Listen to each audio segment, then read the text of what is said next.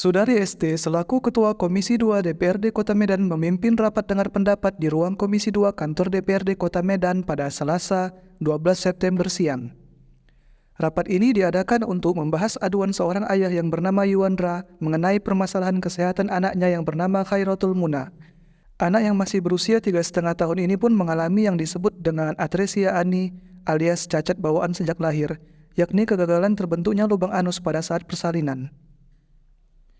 Yuandra menyatakan bahwa dia telah membawa anaknya menuju Rumah Sakit Umum Imelda pada usia 9 bulan. Yuandra mengakui bahwa operasi berhasil dilaksanakan.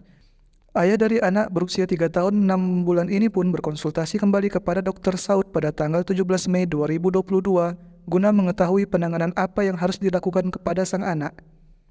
Menurut keterangannya, Dr. Saud menyarankan untuk dilaksanakan operasi kedua, di mana pada operasi ini perut Khairatul harus dibelah, kemudian ususnya diangkat lalu dibersihkan. Yuandra mengakui operasi anaknya berhasil hingga dokter mengizinkan anaknya untuk memakan apa saja yang dia sukai. Namun, Yuandra mempertanyakan mengapa anaknya masih harus diberikan Dulcolax.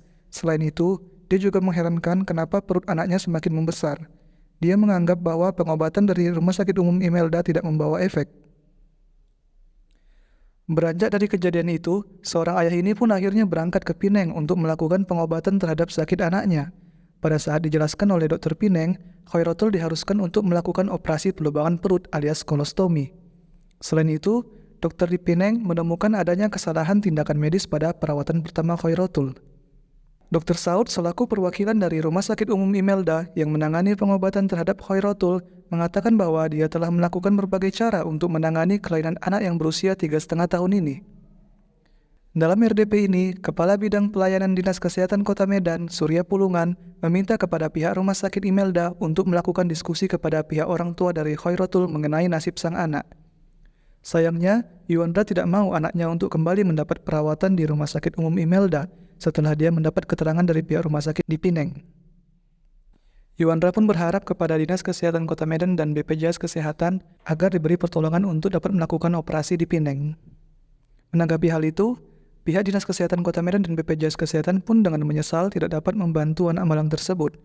Ini dikarenakan karena tidak ada program bantuan kesehatan yang menyediakan bantuan pengobatan ke luar negeri. Sudari ST selaku Ketua Komisi 2 DPRD Kota Medan yang memimpin rapat ini pun memberi saran kepada pihak Rumah Sakit Umum Imelda untuk dengan ringan tangan menyalurkan dana CSR untuk membantu pengobatan Khairatul di Pineng. Pihak Rumah Sakit Umum Imelda menyatakan komitmennya untuk memberi bantuan materi pengobatan ke Pineng.